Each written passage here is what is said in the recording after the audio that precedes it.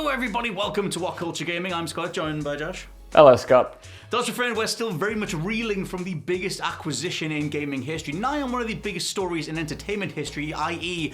Microsoft/Xbox buying Activision. I was going to say Bethesda there, we'll get to that in a bit. Xbox buying Activision and then acquiring every single IP pretty much under the sun. Call of Duty, Overwatch, Diablo, every single thing else for $68.7 billion in cash, which is a bit ridiculous, a bit Bill Burrish, lying back on a giant pile of money. A point being though that a lot of people were wondering what the hell Sony thought of this, and they were, how the hell the industry is going to pan out, what different deals will be made going forward to try and make sure that all the different fandoms, all the different communities remain intact. And what does this mean in regards to exclusivity, etc., etc.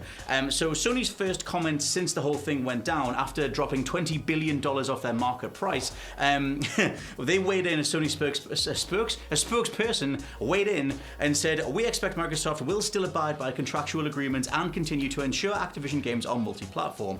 To which Activision said that they'll honour all existing commitments post-close, i.e. the close of the deal next year, 2023, if it actually goes through. They mentioned Minecraft, the deal that was done when Microsoft bought Minecraft from Mojang, saying that that game obviously stayed multi-platform, but at the same time, they said that they have no intent to remove any content from platforms where it exists today. We would be open to discussions to enter into an agreement to confirm our intent when it is appropriate to do so. So all of this stuff seems to hinge around the idea of the deal going through in 2023 and some renegotiations happening. However, the reason that Bethesda was on my mind is that this very much echoes, if you start bringing the Xbox stuff in, the idea of, when are they going to lock stuff down? Are they going to make these games exclusive, i.e. Call of Duty only being on an Xbox platform? If you go back to March 2021, this was months after the Bethesda acquisition, when finally Phil Spencer got out there after being badgered for months and months and months and said, as a clarification on whether Bethesda games would be exclusive, and said, "This is about delivering great exclusive games that ship on platforms where Game Pass exists." That's the crux of the whole thing. And he says that's our goal. That's why we're doing this. That's the root of this partnership that we're building, and the creative capability we'll be able to bring to market for Xbox customers is going to be the best it's ever been for Xbox after we're done here. So this makes me think that the whole thing is ultimately about making sure that it's the best possible deal for where Game Pass is available. So whether or not Sony get Game Pass on PlayStation 5, whether all the rumors were correct on Nintendo or whatever, that's a whole other thing to figure out. But what do you think of all this so far? Dude, there's a lot of business speak to try and cut through here. Like you mentioned there, Bethesda, how the Bethesda deal was handled is just a great comparison, because I'm pretty sure the reason that Phil Spencer was so flip-floppy on whether or not exclusivity was going to be going ahead was because I don't think he legally could have even mentioned it until that deal was finalized. Even though these deals are announced in advance, they're not finalized for a long, long time. For this, for instance, it's been announced now, but it's not going to be properly a done thing until at the end of Microsoft's fiscal year in 2023. So, there's a lot of time until that goes ahead, and as a result of that, they are not wanting to commit to anything right now, not only because it's early, but because there are regulations in place that mean that, he can't come out and say that this is going to happen, this is going to happen, this is going to happen. So they have to speak in the broad terms, right? And when I hear them say things like, we're going to honor our existing contracts, we're going to honor the games that are currently out there, for me, I see it exactly like they have dealt with Minecraft in the past, which you mentioned. Minecraft was a game that was out in multi-platform before Microsoft bought into them, and they didn't take Minecraft away from the PlayStation or anything like that. They continue to support it. However, if they made, Minecraft 2, for instance, you would assume that probably would be a Microsoft exclusive. And I think that's what we're going to see going ahead with the likes of Call of Duty, for instance. There's a Call of Duty every single year. But now there's Warzone, which is its own platform, which is currently multi-platform. And from the comments that they've mentioned here, the way I see it and the way I interpret them is that they would never remove PlayStation support from Warzone, because that is a thing that is established, that is a thing that is ongoing, that is a thing that is going to continue to be supported. But when it comes to, Call of Duty 2025, that new game that's coming out, that it's its own thing, for me, I don't see why they wouldn't make that exclusive to wherever Game Pass is. I don't see why they would make future installments multi-platform in that way. I just don't see the incentive of buying a company for $70 billion and continuing to act as if it was business as usual.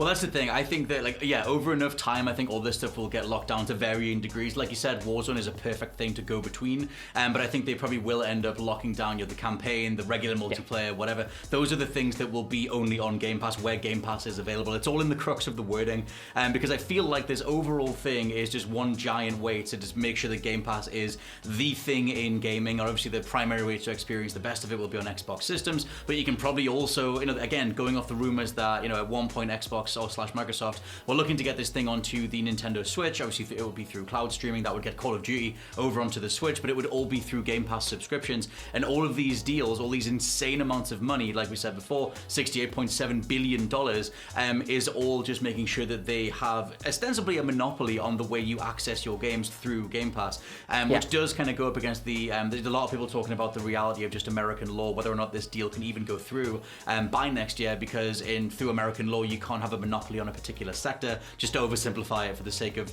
making this point, and that might end up getting in the way of the way that they seem to be approaching it, but I guess we'll see how that stuff shakes out. However, though, if you kind of take it to like its logical conclusion, it kind of does feel like they're making all these deals just sheer money, sheer power, squeezing Sony out of the gaming industry in regards to, well, we're just going to snap up every single thing, or as much as we possibly can. And it's not like this stuff hasn't happened before. Sega went from a console manufacturer to just a third-party publisher, and it would be kind of crazy if Sony were just responsible for the exclusives, for the God of Wars, the Horizons, and then they just come to Game Pass, and this is just the way that things go. I don't know if that's the way, the tyrannical future that we're in for, but they're making a hell of a lot of moves in that direction. Well, this is the thing that keeps me up late at night, Scott Tilford, is whether this is like the end of the acquisitions, or whether this is just the start, whether we're going to see Microsoft buy more companies, maybe go over to Ubisoft and offer to buy them out, or whether we're going to see Sony, react and get their own publishers, spend billions and billions of dollars on, their developers, their publishers and stuff. Like, I don't want to see that happen, but the thing that I'm thinking of is, Microsoft can do this, but I don't think they can squeeze Sony out of the game in that way. I just think they're playing two completely different games, and have been for a while. This is obviously going to impact Sony, like you said at the start. It's already knocked some value off their stock and what have you. But when it comes to Sony, the brand they've built over the past 10 years, over the past 20 years, it's been centered around things that you can more or less only play on that platform. They have made their name over the past generation, especially on exclusives, on first-party exclusives, on new franchises that they have grown from the ground up. And that is ultimately what we're still going to that machine for. Yeah, Call of Duty comes out every year, and yeah, it sells better on PlayStation than it does Xbox. And while that obviously helps the bottom line, it's not their game plan. That's not the bread and butter of their business model. It is something different to what Microsoft is currently doing. And yes, it will have an effect, but I just don't think that they're in the business of squeezing Sony out in that way. Putting the pressure on them, certainly, but I think, you look at Nintendo, for instance, like, they barely mess with third-party games, but they're still a pillar of the industry. They still have their fans. They still sell really well. They still get some of the highest-selling consoles of all time. I just feel like now more than ever, we're in this game where we've got these three giants of the industry, and they're all competing on completely different levels. They're barely head-to-head anymore. They're just doing their own thing.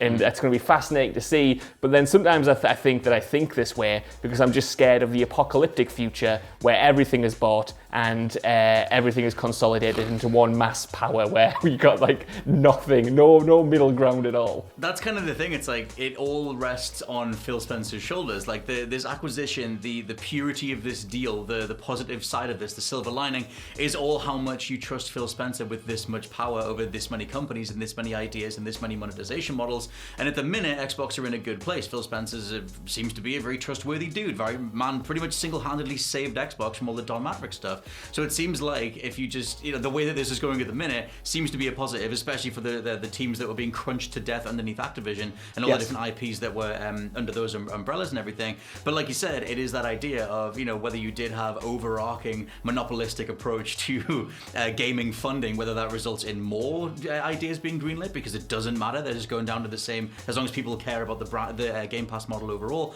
or whether or not it starts getting more money hungry again. That's just something that's going to pan out over time. But yeah, like you said, all three companies are approaching this from completely different perspectives. Obviously, Nintendo are dominating the handheld market, the Switch being the hybrid style. I would say that Nintendo have way more third-party deals and representation on their console this generation than they have for a while. Like the Wii and the Wii U nigh on devoid of that stuff. But like you said, I mean, that's the thing. On the Sony side, they're now selling PlayStations off the back of exclusives almost entirely, and some that aren't even on PS5 only. It's like if you were looking for the best deal in gaming, it just is Game Pass. If you just want volume, if you just want to play the most good games, they're over on Game Pass. So, and the whole thing with Microsoft making the Series S like more available, obviously it's a really competitive price point.